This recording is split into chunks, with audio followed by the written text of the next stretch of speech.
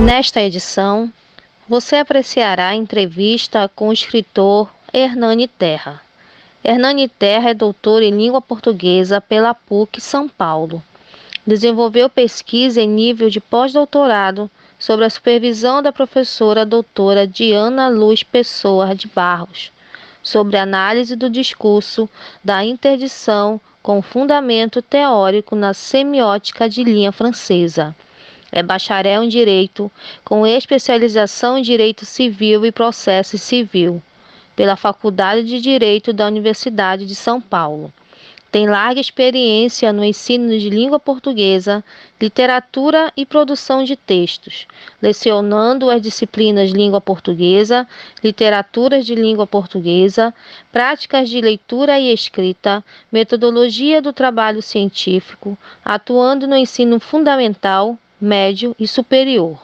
É autor de livros e capítulos de livros nas áreas de leitura literária, linguística, língua portuguesa, literatura e produção de textos.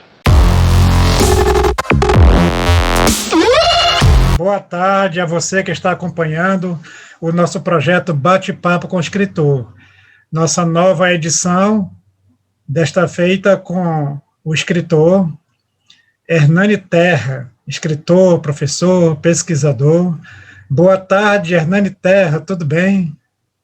Boa tarde, tudo bem? Prazer estar aqui com vocês, conversar um pouco, trocar algumas ideias e matar um pouco de saudade do pessoal aí do Amazonas, que eu gosto muito, e é uma oportunidade muito boa para mim estar em contato com vocês. Estamos aí para conversar.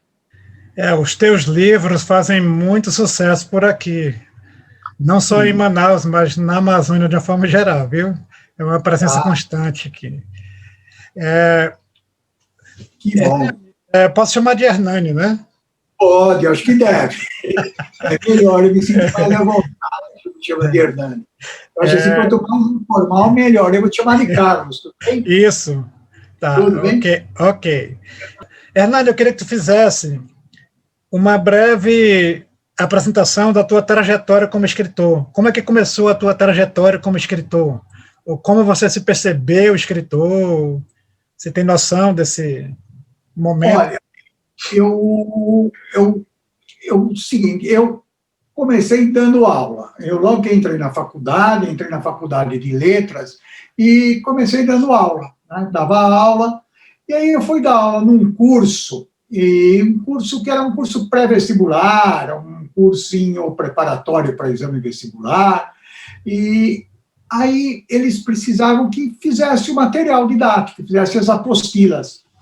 Então, eu comecei a escrever as apostilas de língua portuguesa para esse curso. Certo. E fui fazendo as apostilas e usando essas apostilas e testei. Na aula, você percebia que alguma coisa não estava muito boa, aí eu mudava de ano para ano. E eu tive a felicidade de depois mandar encadernar essas apostilas. Eu peguei todas essas apostilas e o que eu fiz com elas? Eu juntei tudo, mandei no encadernador, ele encadernou, então ficou aquele bem organizadinho, bem direitinho, com capa dura e tal. Era uma espécie de livro, né? Porque tinha capa dura, e no miolo eram aquelas apostilas. Era um curso inteirinho de língua portuguesa, um curso inteirinho de gramática, só que apostilado. Aí, quando já existia em São Paulo a editora Ática, aí a Ática abriu uma filial chamada Editora Scipione. Ela pertencia à editora Ática, e a editora Ática abriu esse braço, uma espécie de uma outra editora dentro do grupo Ática, né? Abriu a editora Scipione. E a Scipione precisava de autores, como era uma editora nova, ela precisava de alguém que escrevesse livros, era uma editora de livro didático, ela precisava de alguém que escrevesse livros de português, de história, de geografia, de matemática, de física, de química, e eles foram lá no cursinho onde eu dava aula procurar professores que quisessem ser autores. A maioria, sabe, que não se interessou muito, não. Não vou fazer. Não. Aí eu tinha já esse material que eu te falei, essas apostilas já encadernadas, né? Então, o que eu fiz? Eu falei, não, eu tenho interesse, sim, não só tenho interesse, como eu tenho um material já praticamente pronto. E ele editor, não, já tem pronto? Falei, já tenho, porque todo o material que eu fiz aqui para o cursinho, essas aulas de português, eu encadernei, eu precisaria dar uma olhada, mudar alguma coisa, adaptar, né, para livro. E aí eles toparam, eu levei o material, eles gostaram muito. E aí, aquilo que a gente estava conversando antes, eles acharam assim, nossa, é muito prática essa gramática, muito prática. E eles até que sugeriram o nome, Curso Prático de Gramática, porque era uma gramática bem prática.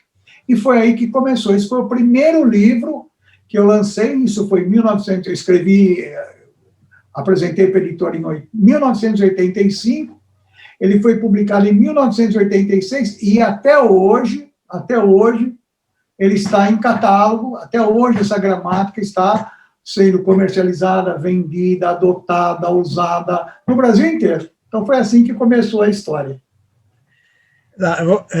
Você escreve conteúdo de gramática, de língua portuguesa em geral, né, e de literatura, né?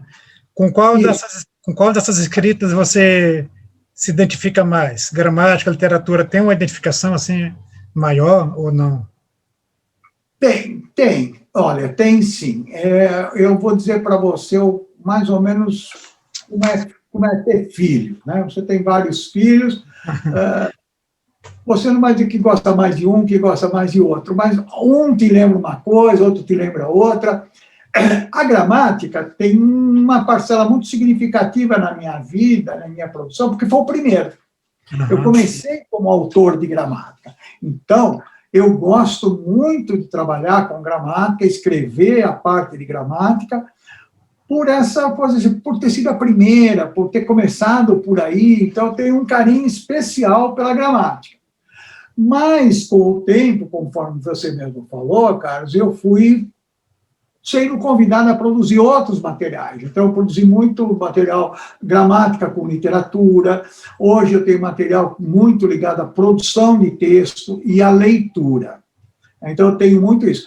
Mas a gramática ainda, a parte de língua, é a parte que mais... eu sou mais apegado, assim, tem uma coisa mais subjetiva, um carinho mais especial. Não que eu não goste das outras, mas por ter sido a primeira e por eu me centrar muito nos estudos de língua, me dedicar muito a isso, eu diria para você que a gramática tem um lugarzinho especial assim, no meu coração. Não que eu não goste dos outros, mas a gramática ela tem essa afetividade, né? Ela é mais afetiva para mim, ela tem mais valor emocional. As outras são mais cerebrais, né? Mas a gramática eu gosto muito da gramática, e da parte de língua especialmente, por essa ligação emotiva, né? Assim, como pesquisador, né, observador, como é que você vê o ensino de língua portuguesa hoje no país, né? Tanto na educação básica quanto, eu não sei se você trabalha com curso de letras, mas acho que sim, né? Letras. O ensino de língua portuguesa como você vê a situação atual? Veja, eu disse para você que como eu escrevi esse livro, publiquei esse livro em 1986, mas já dava aula. Eu comecei a dar aula em 1972. Veja, eu comecei a dar aula em 1972.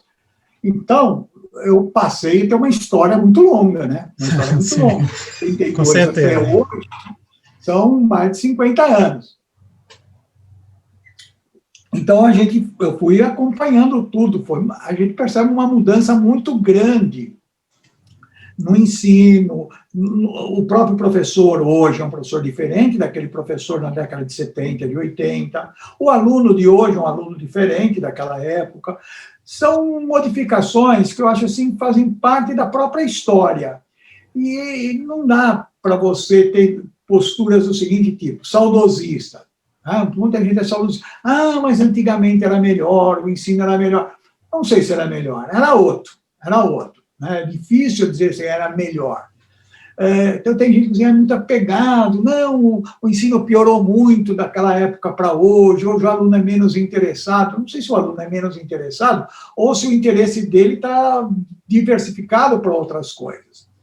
Então, eu não vejo assim como eu noto que há uma mudança, que houve uma mudança e vai mudar ainda mais, né?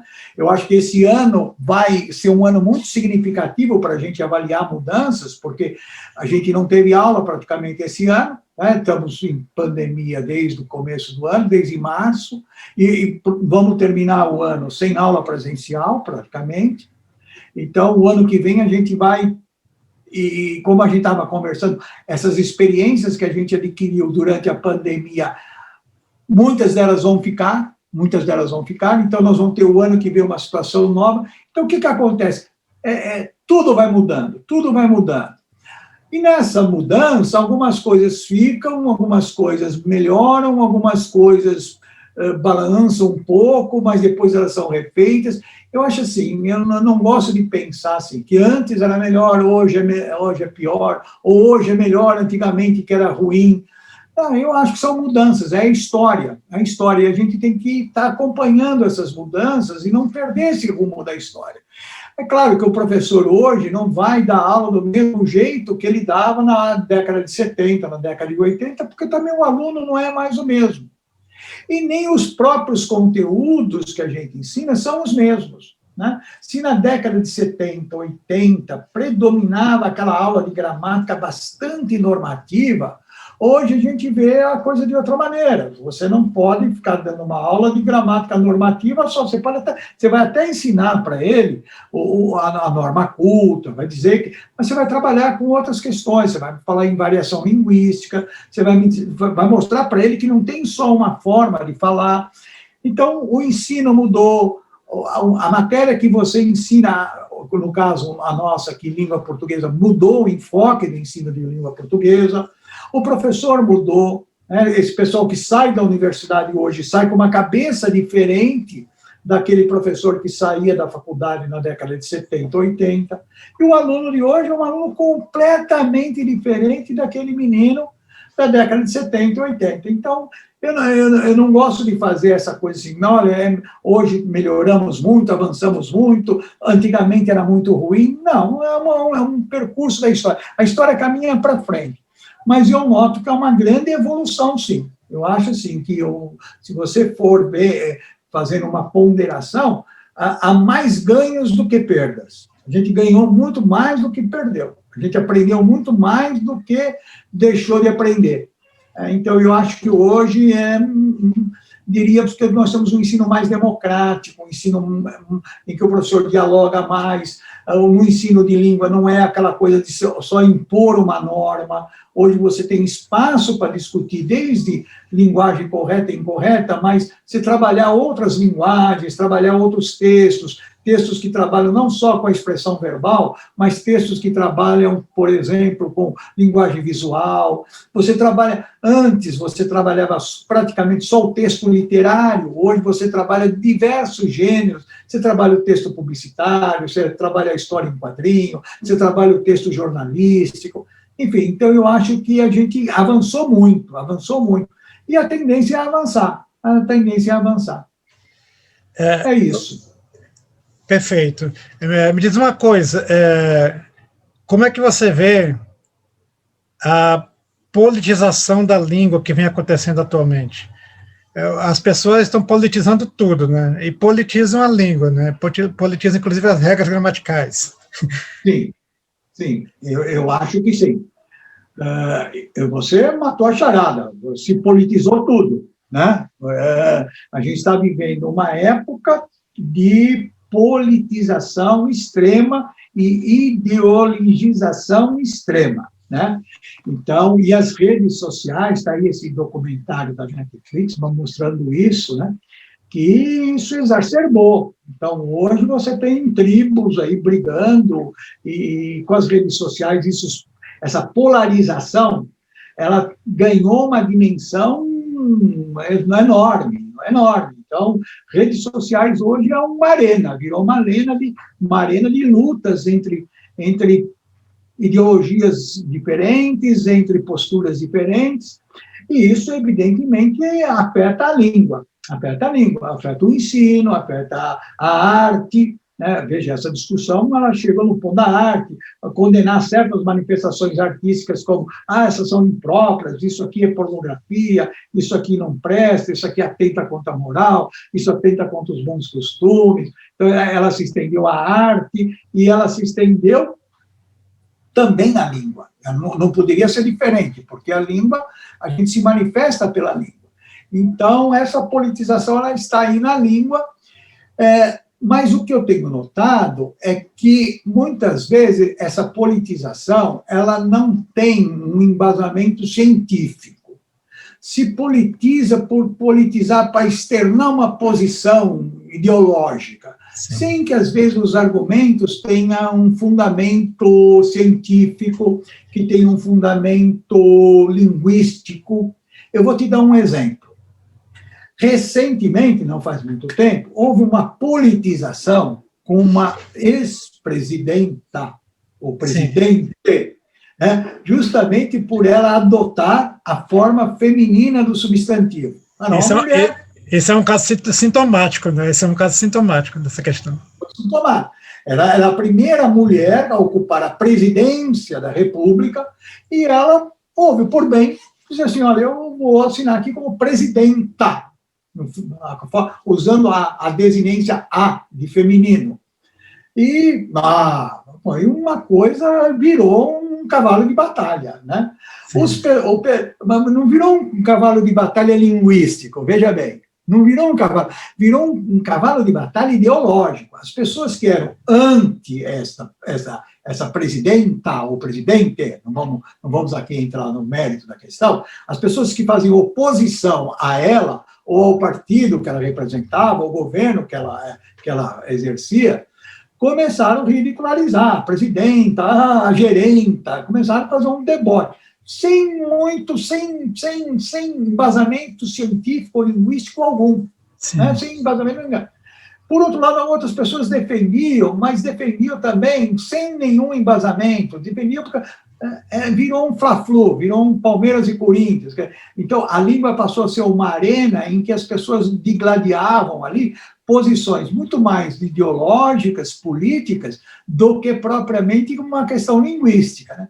E eu vi muito, até, veja que coisa engraçada, até nos jornais de grande circulação, eu vi uma professora aí no programa do Jô Soares, dizendo, não pode existir presidenta, como se a língua fosse uma coisa engessada, não mudasse nunca. E engraçado que o próprio vocabulário ortográfico da Academia Brasileira de Letras registrava a forma presidenta. Sim. Como antigamente não tinha juíza, né, porque todo o cargo de juiz era ocupado por um homem, então era sempre juiz.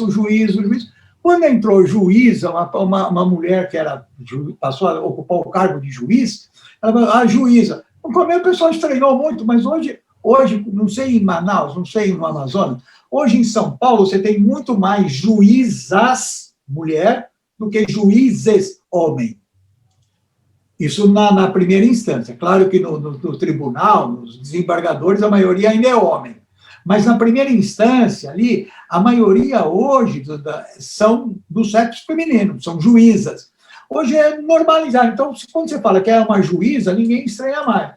Agora, o caso ali que eu estou contando era uma primeira mulher, uma presidenta, né, e sofreu então se politizou em cima da língua. E hoje, então esse foi um caso não tão antigo, e hoje a gente tem observado isso com a questão da desinência masculina. Não pode usar todo, tem que ser todos, né? Usar um arroba, usar um xizinho, usar um e. Isso é um procedimento político. E muitas vezes as pessoas que defendem isso não têm uma base linguística que fundamente isso, né? Pode ser, a língua vai se alterando, quem faz a língua são os usuários da língua, Como juíza era estranho num primeiro momento e depois passou a ser normal, Se você tiver muitas vezes, sucessivamente, presidentas, né, mulheres, se a próxima for eleita uma mulher, se a outra for mulher, vai normalizar usar o presidenta. Pode ser que daqui a algum tempo, essa forma de usar o neutro, colegues, né, todes, pode ser que acabe prevalecendo, mas esse é o uso que vai fazer. São os falantes que vão decidir isso. Pode ser que não vingue, mas hoje virou uma questão muito mais de caráter ideológico, político, do que linguístico. Então, quando eu vejo as pessoas discutindo se é todes ou todos, todas, a discussão não tem fundamento linguístico. Muitas vezes, veja, é uma coisa elementar. As pessoas ainda confundem desinência de gênero com vogal temática. Sim, exato. Veja, nem toda palavra terminada em A é feminina, né? Nem toda palavra terminada em O é masculina. Sim, sim. Veja, ali você tem o que a gente chama de vogal temática. Há quem diga que você só tem a vogal temática, há duas posições. O professor Matoso Câmara, que é um linguista respeitabilíssimo, o que o professor Matoso Câmara fala? O professor Matoso Câmara fala assim, que o masculino é forma não marcada, não há, é como singular. O singular em português é forma não marcada. Então, menino singular não tem a desinência. Então, eu digo que a desinência é zero. É chamada forma não marcada, ou desinência é zero. A desinência então, marca o plural, né? Só marca o plural. Exato. Então, como é que faz o plural em português? Você marca o plural por um S. Então, o plural é marcado, o singular é não marcado. A questão do gênero é mais complicada. O professor Matoso Câmara diz o seguinte, que o masculino é forma não marcada. É como se fosse singular. Então, menino, esse O não é desinência para ele. É uma vogal temática. E o feminino é marcado. Menina é marcado. Há quem diga que não. As duas correntes têm sólidos argumentos científicos para defender isso. Há quem diga o seguinte, só é vogal temática quando houver a oposição, a comutação. Menino, menina, deu para fazer essa comutação? Então, o O é desinência, o A é desinência. Agora, por exemplo, caderno, não tem caderna. Então, eu não posso dizer que aquele O de caderno seja uma desinência de gênero. O O não é desinência de gênero. Em caderno, livro, não é desinência de gênero, porque não tem caderno nem livro. Há uma coincidência enorme, claro, que a maioria das palavras que tem vogal temática em O são masculinas. Isso é verdade. Mas, por exemplo, você tem a tribo, é feminina. A maioria das palavras que tem a vogal temática em A são femininas. Então, leva as pessoas a fazer essa analogia. Tudo que termina em O é masculino, né? E tudo que termina em A é feminino. Não é verdade. O telefonema, o edema, né? Você tem palavras que terminam em O e terminam em A e são masculinas. Então, o que aconteceu? Só para encerrar, porque esse assunto é polêmico e longo, né? A pergunta que você fez no começo, isso é uma questão muito mais de ordem política, de ordem ideológica, do que propriamente linguística. Então, o que eu tenho assistido são muito poucas discussões linguísticas e muito mais questões ideológicas, questões relativas à ideologia, enfim. A bandeiras, né? Como? Relativas a bandeiras. Isso, relativas a bandeiras. Então, quem defende a bandeira A alega isso. Quem defende a bandeira B alega aquilo. E em ambos, eu não estou tomando partido nem de um nem de outro, em ambos eu tenho notado que muitos poucos fundamentam isso linguisticamente. Né? Não tem aquele embasamento científico-linguístico para justificar.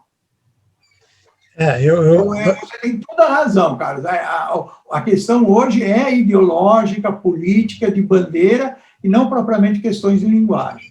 Agora, compete aos linguistas tomar a palavra sobre isso, né? Estudar, inclusive, esse fenômeno aí dessa politização, né, da língua. A questão do presidente e presidenta, eu lembro que, acompanhando debates na TV Senado, na TV Câmara, assim, os aliados da Dilma usavam presidenta, marcando bem o A no final. E os adversários dela falavam presidente, marcando bem o E no final, como se aquele A e aquele E fosse uma questão de marcação de posição. A postura, marcar uma postura política, então, é o que você falou, virou uma bandeira, virou uma bandeira. Eu falar, presidente. Veja, hoje a gente assiste isso com um remédio com até a máscara que você põe no rosto para não se contaminar do coronavírus, virou uma bandeira. Não é mais uma questão de medicina. Usar máscara significa ser partidário de A. Não usar máscara não é problema de saúde, é marcar. Eu não uso máscara, por quê? Porque eu quero marcar minha posição política, quero mostrar o meu partidarismo. Ficar em casa, ficar em casa. Ficar em casa, não usar máscara, ou tomar um remédio A, ou tomar um remédio B, né? Então, não, eu só me curo se for o remédio X, esse remédio é bom, ficar em casa não é bom, usar máscara não serve. Então, virou uma... Veja, a discussão sobre máscara, sobre cloroquina, sobre isso tudo, ficar em casa, recolhimento, ela virou uma questão, hoje, que você assiste, muito mais uma questão ideológica, política, do que de saúde pública. Sim. Né? Do que de saúde pública. O sujeito deixa de usar máscara para marcar uma posição. Como ele usa presidenta para marcar uma posição, ou presidente para marcar uma posição oposta àquela. Sim. Essa discussão é interessante e ela vai longe. Né? Vai longe. E eu acho que ela vai... Eu acho que ela vai longe em dois sentidos. Vai longe a nossa conversa, e vai longe mesmo. Ela não vai acabar esse ano, não. Vai longe no sentido de que ninguém sabe onde vai chegar, né? Eu não vejo, sabe o que eu acho? Ela tem que se acirrar mais. Sim. Eu acho que ela tem... No tempo do presidente e presidenta, existia essa coisa, mas ela ficar meio ali camuflada em uma coisa ou outra. Hoje, essas discussões, elas tomaram uma proporção gigantesca. E aí que eu acho que entram as redes sociais, porque o que as redes sociais fizeram? Elas amplificaram essa coisa. Não que ela não existisse antes, já existia o presidente e a presidenta, né? Não há muito tempo atrás. Mas na época da Dilma, não havia essa polarização que atingisse redes sociais, como Twitter, Facebook e tal. E o que eu acho que ela vai longe é que essas redes sociais, elas viram como um alto-falante, uma caixa de ressonância disso, né? Então, eu acho que elas tendem a cada vez mais polarizar. Eu não vejo que isso acabe então já, não. No teu entendimento, qual é o papel do escritor na sociedade contemporânea? Ainda se dá importância ao escritor? Eu não tenho a menor dúvida que sim. Veja, apesar de hoje as pessoas assim, hoje as pessoas não leem muito, não são muito ligadas em leitura, não escrevem muito. Não acho que isso seja verdade. Primeiro, eu acho que nunca se leu tanto como se lê agora. Não se lê tanto livro, né? Livro no sentido tradicional, né? O livro de papel, encadernado. Mas você entra no transporte coletivo, todo mundo está lá com o seu celular, lendo alguma coisa, ou um post, ou uma notícia no Facebook, ou um blog, e aí, de repente, ele está lá digitando, mandando um WhatsApp para o amigo, comentando uma notícia que saiu. Então, hoje se lê muito e se escreve bastante, o tempo todo. No metrô, no ônibus, no transporte público, onde ele conseguir acessar, tiver internet, o sujeito virou uma febre, não consegue desligar de um celular, por exemplo, que ele está o tempo todo. O que ele menos usa no telefone celular, sabe o que é? O telefone. O telefone é a coisa que menos se usa no telefone celular. A ligação tradicional, ligar para alguém para falar. O tempo todo o sujeito está digitando algo ou está lendo algo. Então, e é uma interação muito grande, né? Claro que é um outro tipo de texto, um outro tipo de escrita, um outro tipo de leitura, mas não se lê muito. Agora, O livro foi cedendo espaço para isso, se bem que eu acho que a internet deu a opção do livro digital, que no Brasil não é tão difundido ainda. As pessoas ainda preferem o livro de papel. Eu, pessoalmente, gosto mais do livro de papel, eu gosto de ler livro, folhear, mexer no livro. Eu consigo ler um artigo no celular, um artigo na tela do computador, uma notícia, mas se for ler um texto longo, eu não penso duas vezes, eu compro o livro de papel, em vez de baixar um e-book ou qualquer coisa.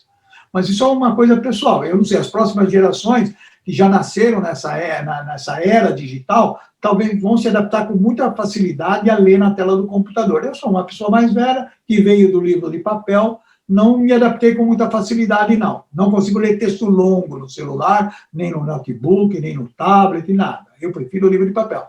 Agora, o que aconteceu? Ainda o livro é um bem de consumo muito procurado, muito procurado. Ele ainda faz parte da formação das pessoas. Por quê? Porque o livro está ligado à escolarização.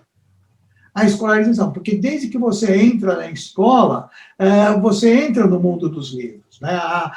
Quando você fala em livro, é uma coisa que vem te acompanhando desde o momento que você entrou na escola, os primeiros livros, as primeiras cartilhas, o primeiro livro de alfabetização, depois no ensino fundamental, os primeiros livros escolares, aqueles livros paradidáticos, aquelas leituras. Então, o livro, ele faz parte da formação do indivíduo no Brasil. E se as pessoas têm acesso à escolarização formal, frequente a escola, uma escola de boa qualidade, esse hábito da leitura vai se perpetuar nela, você vai formar um leitor. Você vai formar um leitor. Né? Talvez essas novas gerações vão preferir ler num e-book, ler num tablet e tal, mas de todo jeito ela vai formar um leitor. Então, eu não vejo... Há uma crise, claro, no mercado do livro, mas essa crise no mercado do livro é uma crise da própria economia. Né? As grandes livrarias foram quebrando por má gestão, mas a circulação de livro não diminuiu. Né? Continua se lendo bastante. Agora, precisa se investir nisso. Aí entra o papel fundamental, primeiro da escola. A escola e nós, caros professores, trabalhar sempre, pedir para o aluno ler, incentivar a leitura. A nossa função como professor é formar leitores. E também é preciso que haja políticas públicas de fomento à leitura. É claro que só nós, professores, não vamos conseguir muita coisa se não houver uma política pública de incentivo à leitura. Como houve no Brasil, sempre houve, né? Os programas governamentais, a biblioteca do aluno, a biblioteca do professor, os programas de livro didático, o PNLD, enfim, sempre houve essa preocupação de trazer livros para as escolas, porque é ali que você vai formar os verdadeiros leitores. É interessante que muitas livrarias, as famosas livrarias de rua, né, fechando, quebrando, como você disse aí, até por conta mesmo das mega livrarias, dos shoppings e tal, essas também quebrando, mas as livrarias virtuais, como Amazon, né, e outras, cada vez mais ganhando dinheiro, né? Porque hoje a pessoa pede um livro lá, eles publicam sob pedido, enviam. Isso tem atrapalhado bastante o rendimento dessa livraria de rua, né? Que as pessoas não têm mais aquele costume de procurar, parece que virou uma coisa antiga, procurar uma livraria de rua, né, para comprar um livro. Carlos, você fez uma análise perfeita. O que aconteceu? Num primeiro momento, houve uma coisa assim, de abrir as chamadas mega livrarias, né? Livrarias enormes, que vendiam não só livro, mas vendiam livros, CD, DVD, enfim, jogos, e em shoppings, uma livraria em shopping, não eram livrarias de rua.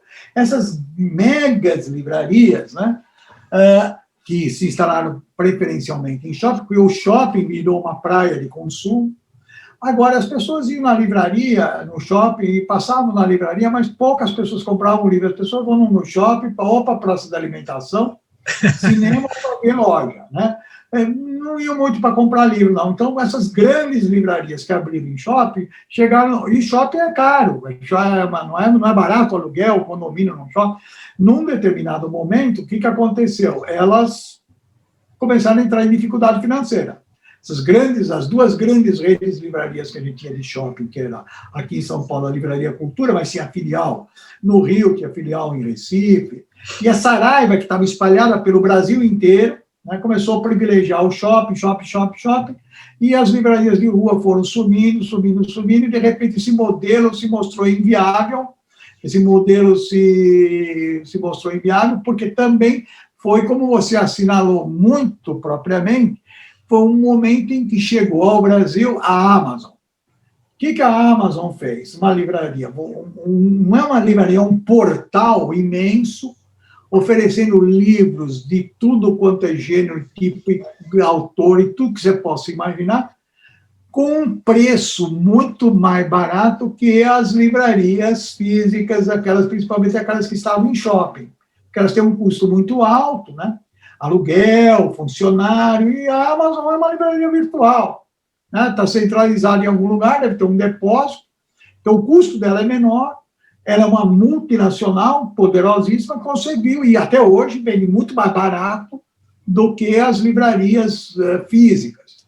Então, ela foi a pá de cal, como se diz, né? Quando chega a Amazon, ela acabou de enterrar essas livrarias de shopping. Mas, curiosamente, eu não sei como está em Manaus, sabe? Mas em São Paulo, a gente está assistindo o surgimento de pequenas livrarias de rua. Pequenas.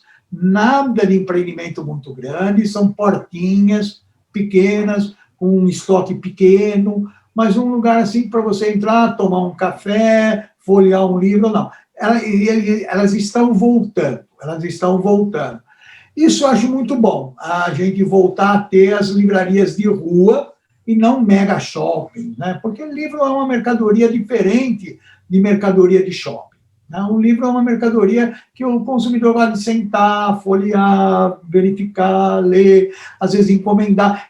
Antes de ele comprar, tem gente que passava o dia na livraria folheando, né? A livraria é outro lugar que permite o encontro do autor com o leitor, as chamadas tardes de autógrafo, reuniões. Esse fenômeno a gente está percebendo que está voltando. Espero que ele cresça, volte ainda mais às livrarias de rua. Na tua concepção, o que significa saber ler bem e escrever bem? Olha, eu vou dizer para você assim, vamos começar por saber ler bem, né? O que significa saber ler? Primeiro, o que é ler? Ler é muito mais do que decodificar símbolos gráficos. Não é porque o sujeito reconhece as letras, as sílabas, né, e consegue reconhecer uma palavra, que está escrito batata, que está escrito cebola, que ele leu, né? Isso, a gente sabe que ler é uma coisa muito mais ampla do que decodificar símbolos gráficos. Sim. Tem o que a gente vai chamar de analfabetismo funcional. O sujeito consegue decodificar o que está escrito ali, consegue ver que a batata deve ser assada em fogo médio, né? Ele consegue decodificar isso, mas aí ele fala, mas o que tem que fazer com a batata mesmo? Ele decodificou, mas não construiu o sentido. Então, o que é ler? Ler é construir sentido. E o que acontece? Se você construiu o sentido de um texto, eu vou dizer que você leu. Se você não conseguiu construir o sentido de um texto, você não leu. Ler significa construir sentido. Então, essa é a primeira noção que a gente tem de leitura. Aquele que consegue construir um sentido para um texto, ele leu. Se ele não conseguiu construir o sentido, mesmo que ele decodificou todas as palavras, ele não leu. Ele decodificou apenas. Agora, quando diz construir um sentido, não quer dizer que esse sentido é único. Há textos muito objetivos, tá? Mas se você pegar, por exemplo, um texto literário, o sentido dele não é muito claro, e ele pode ter mais um sentido. né? Às vezes, dependendo da experiência do leitor, ele vai construir um sentido, um outro leitor vai construir outro sentido. Não quer dizer que o sentido do outro seja inválido ou errado, né? Os textos são verdadeiras obras abertas. Às vezes, ele admite uma pluralidade de sentido. Não quer dizer que qualquer sentido seja válido, né? É preciso que esse sentido que se construiu seja autorizado pelo texto. Isso é um recado muito importante que a gente deve passar para o professor. Quando o professor dá um texto para o aluno ler, às vezes, o que o aluno faz? Ele constrói um sentido que não é aquele que o professor tinha dado, ou aquele que está na resposta do livro didático, por exemplo. Ele constrói um sentido diferente, mas que é razoável, a partir da experiência dele, do mundo dele, da experiência de vida dele. Então, é um sentido autorizado. Então, ler é isso, é construir sentidos a partir de um texto. Então, a leitura é um diálogo entre leitor e autor mediada pelo texto. Então, o autor quis dizer A e um leitor B, e essa mediação é feita pelo texto. Então, o texto é o local onde autor e leitor se encontram para travar um diálogo, né? E, como todo diálogo, você vai construir um sentido que nem sempre é o que o autor pretendia, e, às vezes, você constrói um sentido diferente. Então, ler é isso. Ler bem é isso, né? Eu diria nem ler bem, ler é isso, né? Se você não conseguiu fazer isso, eu diria nem leu. E, no polo inverso, escrever bem. O que seria escrever bem? É você, porque você tem um processo de comunicação, você tem um destinador e um destinatário. Você tem um autor e um leitor, vamos dizer assim, né? No texto escrito. No texto escrito você tem um autor que escreve e um leitor que lê. Esse autor vai produzir um texto que é um veículo onde ele vai dialogar com esse leitor. Escrever bem significa construir, passar para o leitor um sentido que ele possa perceber. Então, isso vai implicar ele utilizar a linguagem, ou estratégias de linguagem, não só escrever de língua, escrever certo, vamos dizer assim. Né? Não é uma questão só de gramática, é uma questão discursiva, textual. Ele conseguir produzir um texto que tenha coerência, não, um texto que tenha um sentido. Ele vai passar esse sentido. Então, escrever bem é você conseguir passar esse sentido para o leitor.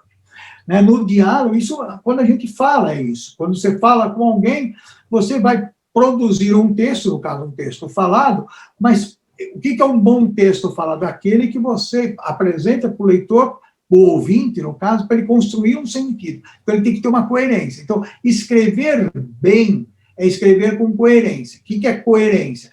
É ter um todo de sentido. Agora, como é que se obtém essa coerência? Com vários mecanismos, inclusive linguísticos, com coesão, ser preciso. Aí entra a questão muito de domínio de língua. Saber pontuar, saber ordenar as ideias, saber intercalar uma oração na outra, saber que uma é causa da outra é consequência, saber ter uma progressão textual. Você começa aqui, vai progredindo, vai mantendo o tema, está falando de uma coisa e não muda para outra de repente, né? Isso chama-se coerência textual. Então, escrever bem é escrever com coerência. É interessante essa percepção de que o autor, ele é dono do texto, mas não é dono do sentido, né? Ele perde completamente o controle sobre o sentido. O autor veja bem, quando a gente fala assim, você publicou um livro, você não vai publicar isso? O que é publicar? Tornar público. Quando você escreve um texto e publica, o que é publicar? Tornar público, seja em forma de livro, seja num post na internet, num blog. Quando você tornou público, ele já não é mais seu, você perdeu o domínio sobre aquele texto. As interpretações, como você bem disse, você foi uma clareza meridiana. Os sentidos que os outros já não pertencem mais a você, esse texto. As pessoas vão construir sentidos, às vezes, diferentes daquele que você pretendia. Às vezes, você escreveu pensando em dizer A, e as pessoas entenderam B. Né? O tempo todo no jornal você vê isso. Não, olha, você entendeu errado, a minha frase foi pensada fora de contexto. Isso. Então, você tem toda a razão. você é dono do texto, mas quando você põe o texto em circulação, quando você publica, quando ele torna público, ele já não é mais seu. Então, quem vai construir? É dono do texto no sentido dos direitos autorais, né? Então, dono do texto. Do sentido. Você é dono do texto em duas coisas só. Você é dono do texto, como você bem falou, em direitos autorais, né? Aquele texto que pertence, até em cair em domínio público, que pertence até os 70 anos. Ainda tem isso, né? Até isso. Depois de 70. O Mário de Andrade acabou de perder os direitos sobre o texto dele. Qualquer um pode publicar, né? Porque está em domínio público. Então, o Machado de Assis não tem mais direito nenhum sobre o texto dele. Né? Qualquer um pode publicar um texto do Machado de Assis, porque cai em domínio público. Domínio quer dizer dono, né? O dono desse texto já é o público, não é mais o autor. Então, mas isso depois de 70 anos da morte. Então, quando o texto, como você bem disse, então ele tem o domínio, ele é dono de ter os direitos autorais, enquanto o texto ainda tem direitos autorais, e ele tem outra coisa que você pode pensar bem sobre isso, a responsabilidade sobre o texto. O que é a responsabilidade do texto? Eu tenho a livre expressão, mas eu sou responsável pelo que eu disse. Então, se eu escrever um texto ofensivo a você, um texto que ofende alguém, um texto que imputa uma mentira, que imputa uma falsidade, que distorce fato, eu respondo sobre isso. Então, o autor, ele é dono do texto, no sentido de ter os direitos autorais, mas ele também tem a responsabilidade jurídica sobre o texto que ele produziu. Então, eu posso escrever o que eu bem entender. Você não deve haver censura, você pode escrever o que você quiser, mas você é responsável por aquilo que você escreveu. Se eu escrever alguma coisa que envolve, que eu manifestei um preconceito, que eu manifestei racismo, que eu manifestei intolerância, enfim, eu sou responsável por isso. Eu respondo juridicamente, inclusive, pelo que eu publico. Né? Então, tem essa. Você é o dono do texto no sentido de ser... Então, quando você fala em direitos autorais, você falou bem, ele tem os direitos autorais. Quando você tem direito, você tem a contrapartida. O que é? Os deveres, as obrigações. Né? Tem direito, mas também tem obrigação. Então, não tem só os direitos autorais, também tem as obrigações legais e jurídicas sobre aquilo. Né? Por exemplo, uma obrigação é a obrigação do quê? De autoria, de aquilo você não está plagiando o texto de outro. Isso é um fato comum. É um fato comum. Né? O sujeito escreveu alguma coisa, mas depois você descobre que não foi ele que escreveu. Ele copiou de alguém e pôs como se fosse dele. Isso que a gente chama de plágio. Sim. Isso é plágio. Isso fere o direito de autor, porque o autor tem o direito sobre a obra dele. Ele tem o direito sobre a obra dele. Né? O direito de dar nome àquela obra. Quando alguém se apropria desse direito e publica a obra dele com o nome de outro, está ferindo esse direito. Então, o autor tem direito e tem obrigações. Né?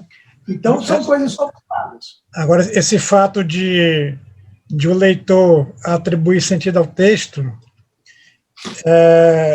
frequentemente não ocorre também a questão dos pretextos, né? Quer dizer, a pessoa... O pretexto seria um texto prévio que a pessoa tem na mente e ela quer ir para o texto para que aquele texto abone o pretexto que ela tem. Né? Então... Sim. E aí politiza o sentido.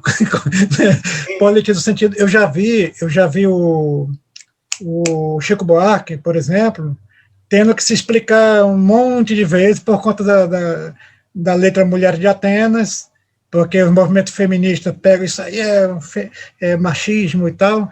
E uma outra recente aí que ele escreveu também, não lembro agora qual é o texto.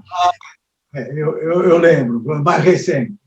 Aí que as pessoas vão com as bandeiras, com os seus pretextos, e querem encontrar no texto ou o abono da sua bandeira ali. E quando não encontra, então, como é que se diz? Ela rejeita o texto não pelo que o texto diz, mas pelo que ela diz para o texto. Isso. E é uma patrulha, né? É uma vigilância ideológica sobre o texto do outro. Ele quer... Veja, você colocou uma questão muito, muito significativa que emenda com a pergunta anterior. Por exemplo, o que é ler bem? Ler bem, eu disse que é construir o sentido. mas o texto não tem só um sentido. O texto, às vezes, é aberto, ele tem uma pluralidade de sentido. Sobretudo o texto artístico, o texto literário. Mulheres de Atenas é um exemplo de texto literário. É um texto que não tem uma única leitura. Ele comporta leituras diferentes. Mas, claro que essas leituras têm que ser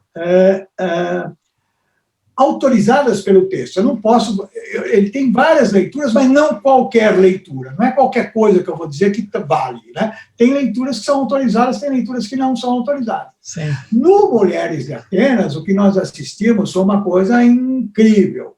A leitura que algumas pessoas fizeram e condenaram o texto foi uma leitura não autorizada pelo texto. Porque, veja, há uma questão muito interessante, Carlos, que é o seguinte: nós que trabalhamos com língua, temos uma coisa que se chama enunciação. O que é enunciação? É o ato de dizer. Né? Enunciar é dizer alguma coisa. A enunciação é uma instância em que se diz alguma coisa. Aquilo que se diz é o enunciado. Então, o que eu tenho de concreto é o enunciado. A partir do enunciado, eu recomponho a cena da enunciação. Eu recomponho a enunciação. A enunciação é uma coisa pressuposta pela existência do enunciado. Sim. Então, se eu digo assim, a água ferve a 100 graus centígrados ao nível do mar, alguém disse isso. Tem um enunciado, teve alguém que disse isso. Às vezes esse enunciador não aparece, às vezes aparece. Bom, o que acontece? Às vezes ocorre uma coisa que o sujeito diz algo no enunciado, naquilo que está escrito ou que está dito, e está dizendo outra coisa no nível da enunciação. Sim. Você tem uma superposição de voz. Aquilo que a gente estuda nas aulas de língua portuguesa com o nome de ironia. O que é ironia? Na ironia, você tem o cruzamento de duas vozes. O sujeito diz uma coisa na enunciação, mas diz outra no enunciado. Então, no enunciado está escrito, ela é bonita, mas ele está dizendo que ela é feia. Sim. Né? Então, quando você diz assim, o que é um leitor bom, um leitor competente? É aquele que consegue perceber que o que está escrito no enunciado não é exatamente aquilo que está dito na enunciação. Né? Então, quando você diz aquela célebre frase que a gente sempre usa do Monteiro Lobato, não lembro o nome da personagem, era a excelente Dona Inácia, era mestra na arte de judiar crianças. Você era judia de criança, né? O próprio judiar hoje é um termo que devia ser evitado. Monteiro Lobato é escritor polêmico por causa disso. Quando ele diz excelente, se ela maltrata a criança, ela não pode ser excelente. Eu não posso ler excelente ao pé da letra. Então, no enunciado está escrito excelente. Mas na enunciação ele está dizendo o quê? Péssima. Então, qual é o leitor competente? É o que percebe que no enunciado está dito uma coisa, mas na enunciação está dito outra. Então, volte lá nas Mulheres de Atenas. Mire-se num exemplo daquelas mulheres de Atenas, sofrem por seus maridos, elas não têm gosto, vontade, elas sofrem por causa... Olha, mire-se no exemplo delas. Então, você não pode fazer uma leitura... Ele está dizendo, mire-se no exemplo dela para não ser igual a ela. Olha, mulher, veja o que acontecia com aquelas mulheres de Atenas. Olha para ela lá. Não é para você ser igual a ela. Né? Então, veja, ele diz uma coisa no enunciado, mas está dizendo outra na enunciação. Entendeu? Então, às vezes, a pessoa não... O leitor apressado, ele não percebe isso. Ele fica só no nível do enunciado e não consegue perceber o que está dito além da enunciação. Ou seja, não consegue ler as entrelinhas, né? Não consegue ler as entrelinhas, não consegue perceber, às vezes, que uma palavra está em sentido figurado, né? Que ele está dizendo uma coisa, mas a palavra que ele usou não é aquilo que ele está... Ele não pode ler literalmente, porque você tem aquela... Quando eu disse assim, às vezes, o que é o sujeito que não lê, só decodifica? Ele fica no sentido literal, ele não consegue perceber que aquilo está em sentido irônico, está em sentido metafórico, ou aquilo é uma metonímia, né? Aquilo é uma metáfora. Né? Aquilo, o competente leitor, emendando com a pergunta anterior, um bom leitor é o que percebe que as palavras elas não são unívocas. Pelo contrário, as palavras são polissêmicas, elas carregam vários sentidos, e que o sentido das palavras muda o tempo todo. Muda conforme o contexto, muda conforme a cultura. Né? Então, isso o exemplo que você trouxe do Chico Buarque é perfeito, porque mostra exatamente isso. Né? Como as pessoas leram mal. Né? Leram mal. E também tem outra coisa. Cara. E às vezes leem. Aí eu ressalto que eu falei a questão do pretexto, né? Porque às vezes a pessoa lê mal propositalmente, porque ela já tem ela quer, ela quer dizer para o texto, ela não deixa o texto dizer para ela. Né? Ela distorce a leitura. Exatamente. Ela distorce o sentido do texto.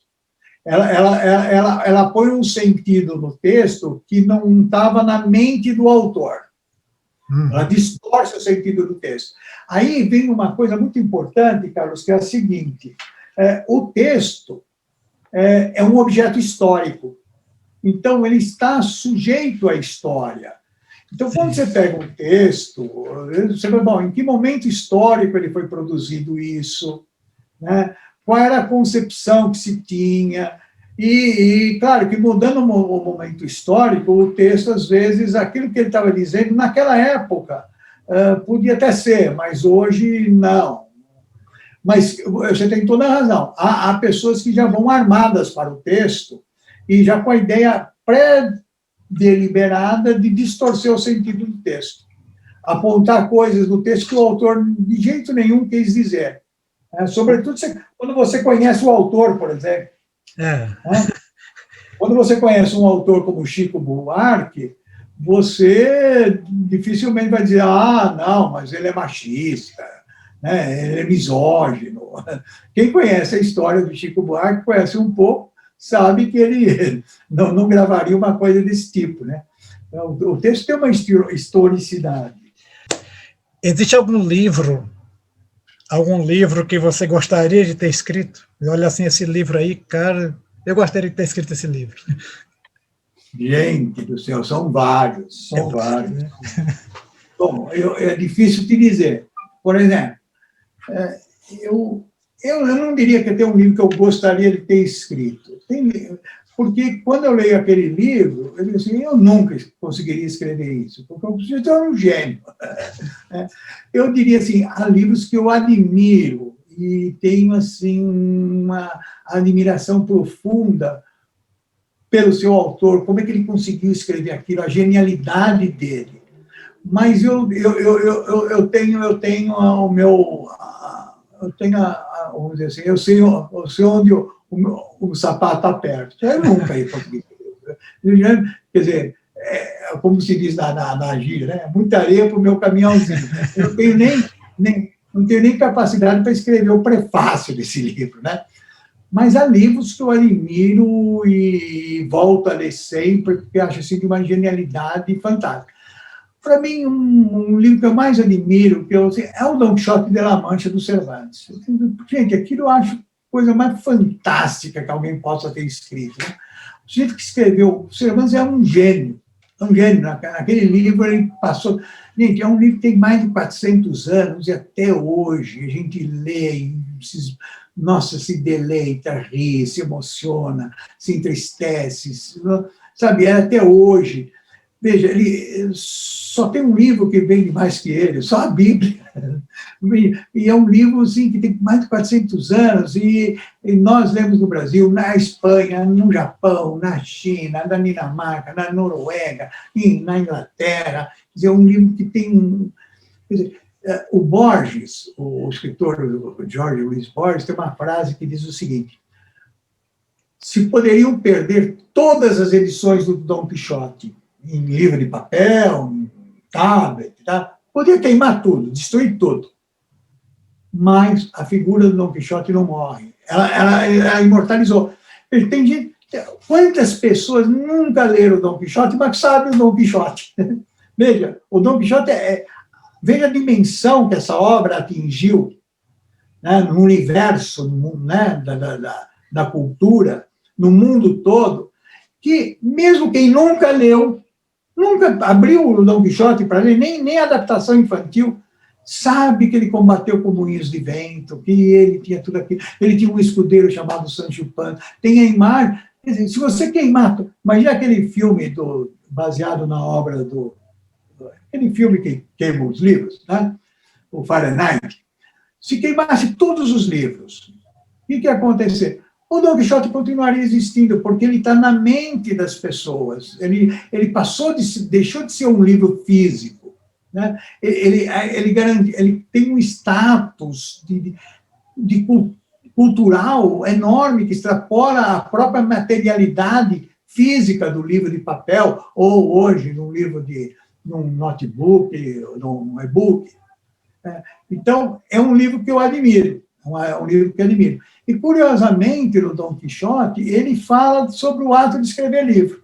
Então, ele tem uma parte metalinguística, né? Como é que se escreve livro, como é que se imprime em livros. Então, eu acho assim, a grande obra, não que eu gostaria de ter escrito, porque eu sei que jamais, mas que eu admiro, não é a única, mas é a que eu mais admiro. Tem um ditado que diz que o professor, em seu trabalho, mais aprende que ensina. Eu gostaria de saber se você concorda com esse ditado, e se sim, quais as principais lições que você tem aprendido ao longo da sua trajetória como professor? Olha, concordo, gênero, número, grau, caso e declinação. Eu acho que você mais aprende do que ensina. Né? Você sabe algumas coisas, e à medida que você tenta ensinar essas poucas coisas que você sabe, você vai aprendendo o tempo todo. É um processo que não acaba nunca. Primeiro, que você não sabe nada do que você possa imaginar que sabe, né? A gente tem que ter uma modéstia e dizer assim, olha, eu sei alguma... A gente começa a dar aula, não pode ter a ideia assim, olha, eu sei e vocês não sabem. Pelo contrário, você não sabe nada. Você vai ter que aprender o tempo todo. E o bom professor é aquele que vive aprendendo, primeiro, pesquisando, lendo, preparando aula, estudando, ele vai dar uma aula, vai ler, e aí ele descobre, olha, isso aqui não é bem assim, e cada ano que vai passando, a aula dele vai melhorando, ele vai aprendendo mais, isso é um aprendizado dele próprio, ele aprendendo através da leitura, da pesquisa, e ele aprende também com o aluno. Ele aprende com o aluno. O aluno levanta questões que obrigam a ele a pensar. O aluno, às vezes, levanta questões que obrigam o professor a refazer um ponto de vista. Aquilo que ele achava certo, que ele achava tudo perfeito, de repente, um aluno lá no fundo levanta a mão, mas, professor, daí você vai, nossa, eu nunca tinha pensado nisso. Então, você volta para casa, ele tem toda a razão. Então, na aula seguinte, você refaz aquilo, é um constante aprendizado. Então, eu acho que você aprende muito mais do que ensina. Aprende muito mais do que ensina. Você tem a sua importância como ensinante, como aquele que ensina, mas o que você aprende é maior do que aquilo que você ensina. O lucro é maior. Veja, dar aula é uma coisa fantástica, porque você sai no lucro. Né? O que você dá é menor do que aquilo que você recebe. Você dá algum conhecimento, mas recebe muito em troca, recebe muito mais de retorno. Então, você aprende muito mais. Né? Tem uma frase do Guimarães Rosa que ele diz isso, né? Professor é aquele que de repente aprende. Né? Aquele que está ensinando, mas de repente ele aprende. Quando você de repente começa a aprender, é que você descobre que você é professor. Né? Agora, tem que ter a humildade. Você tem que ter a humildade assim, olha, eu estou aqui para aprender. Né? Não pode ser... O professor não pode ser um sujeito arrogante que achar que ele sabe tudo, o aluno não sabe nada. Né? Mas eu acho que isso é verdade. Você sai num lucro, você aprende muito mais.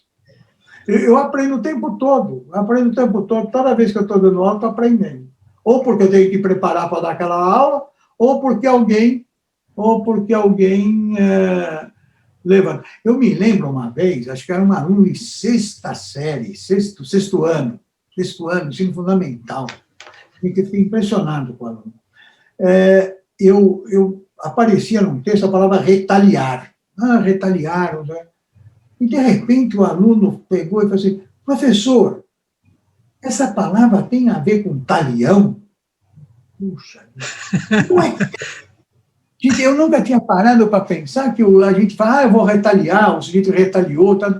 mas ela está ligada a talião, que a gente fala, lei de talião, olho por olho, dente por dente. E, de repente, eu usava a palavra retaliar, mas nunca parei para pensar que retaliar tinha derivado de talião, né? Da lei de talião.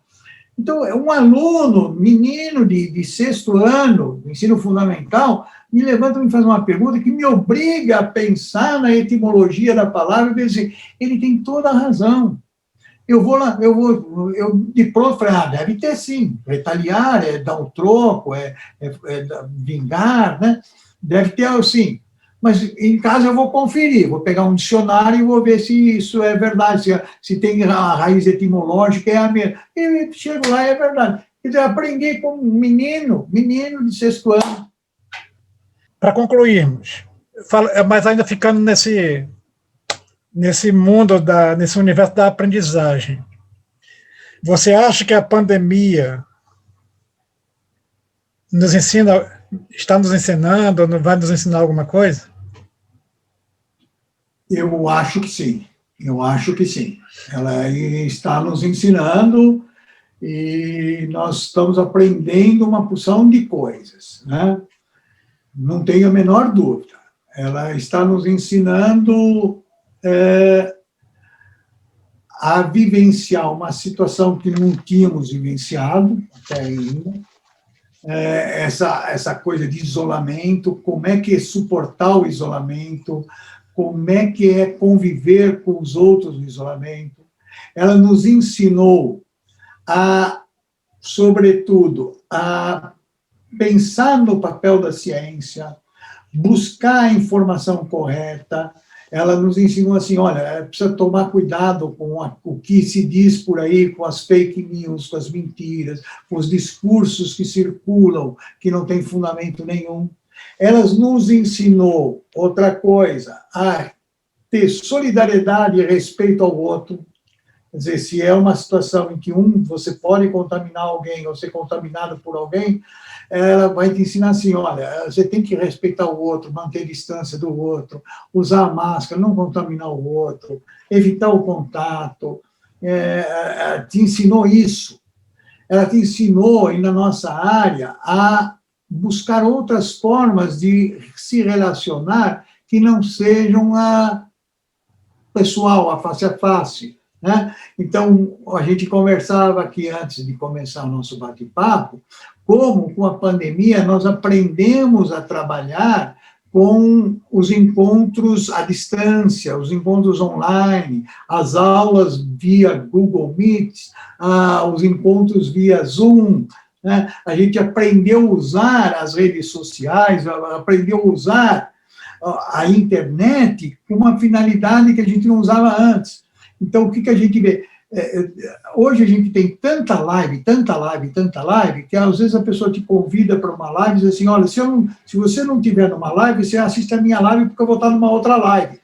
Nunca vi uma live, né? Às vezes, olha, eu queria tanto assistir sua live, mas nesse instante eu vou estar numa outra live. Então, nunca. A gente hoje viu, por exemplo, como se espalhou essa coisa de encontros virtuais e possibilitando juntar num grupo pessoas que fisicamente estavam muito distantes. Eu comentava que a gente tem um grupo na USP de estudos semióticos e esse grupo se reunia toda sexta-feira presencialmente lá numa sala da Faculdade de Letras, a gente sentava lá umas 20 pessoas e começava a discutir. Quando chegou a pandemia, a gente não pôde mais sentar lá fisicamente, presencialmente, para discutir. Então, qual foi a solução? Começamos a fazer esses encontros virtualmente, pelo Google. Bom, o que aconteceu? Quando a gente começou a fazer os encontros virtualmente, começaram a aparecer pessoas interessadas em estudar semiótica de outros lugares do Brasil. Começou a aparecer gente de Minas Gerais, porque pelo Google é só você ter um celular, ter uma conexão com a internet, você consegue participar da reunião. Então começou a vir gente do Rio de Janeiro, começou a vir de Minas Gerais, do interior de São Paulo, do Rio Grande do Sul, gente do Brasil inteiro. Então o encontro que a gente tinha, às vezes, 20 pessoas presencialmente, esse encontro passou a ter 60 pessoas. E o que a gente discute hoje? que, vamos dizer, que o ano que vem volte às aulas presenciais, né, que acabou a pandemia, ou que nós tenhamos uma vacina, que não há mais a necessidade do isolamento, e que pode ser feita as reuniões presenciais, como provavelmente vai acontecer logo, né, ou porque passou a pandemia, ou porque nós temos uma vacina. Como é que a gente vai fazer essa reunião presencial se eu tenho pessoas que participam do grupo, que estão em Minas Gerais, no Rio Grande do Sul, em Goiás, em Ribeirão Preto, em Manaus, em Belém, em São Luís, na Paraíba? Vamos manter os encontros virtuais, porque essas pessoas não podem sentar, vir para São Paulo numa sexta-feira, para sentar 2 horas para ficar discutindo semiótica. Agora, virtualmente elas podem. Então, a gente aprendeu que a gente pode fazer coisas não presenciais. A gente aprendeu a usar essas ferramentas que a internet nos disponibiliza.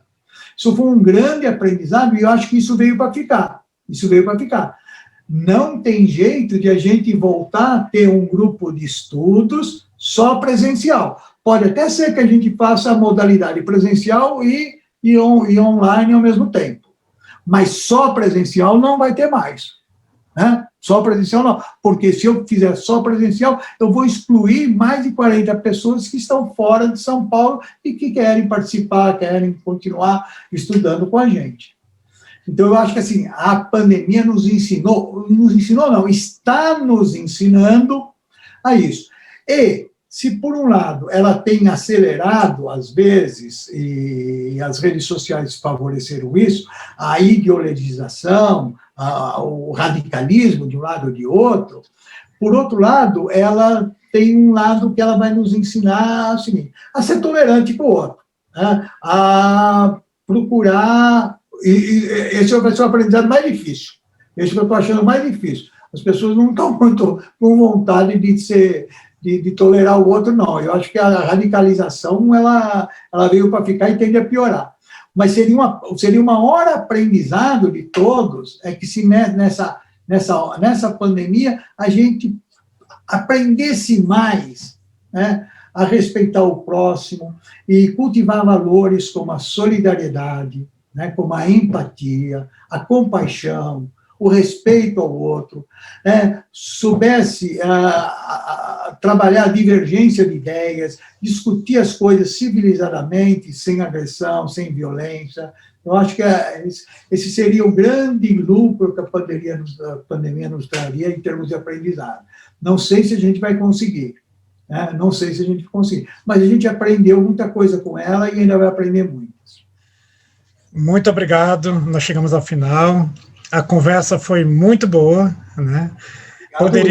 Poderíamos continuar conversando aqui, né? Mas nós já estamos aqui 1h20, 1h30 de conversa, e foi uma conversa muito enriquecedora.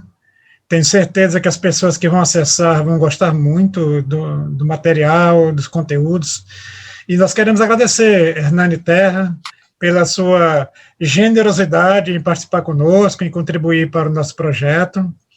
E convidamos, logo que puder e quiser, para vir mais uma vez a Manaus, né, partilhar aqui da nossa solidariedade calorosa e calorenta, né? Edélia, eu que tenho que agradecer. Nossa, eu sou muito grato a vocês, todos daí, ao convite que me fizeram, a oportunidade que me deram de falar com vocês, de conversar com vocês, de expor as minhas ideias, de responder as suas perguntas, de maneira bastante informal, sem pretensão a dar respostas certas ou não.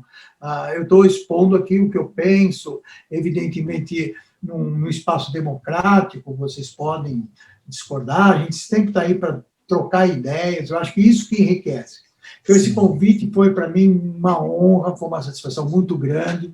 O carinho que eu tenho por vocês aí de Manaus é muito grande, conforme eu já falei, é um lugar que eu gosto demais, um lugar onde eu sinto muita saudade de voltar a Manaus.